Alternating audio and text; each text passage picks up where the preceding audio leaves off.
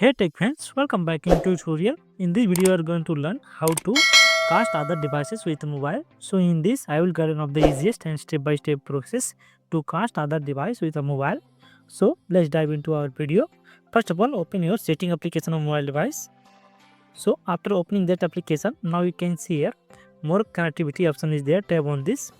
Inside that, you will be seeing one cast option. So tap on this cast option. Inside that, you can see a written cast mobile device screen to nearby TVs and other external monitors. You can read whatever it is showing up. So you can read from here. And we can see here one cast option is there. In that it's written view the list of available device for the cast.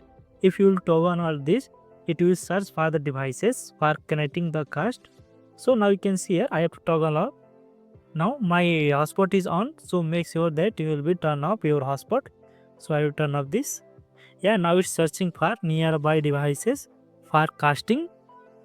So and also make sure that you will be connected both devices with the same network, so it will be easy to connect with the devices for casting. So in this way you can cast other device with a mobile. So if you like this video helpful, please don't forget to like, subscribe and comment below. Thanks for watching this video.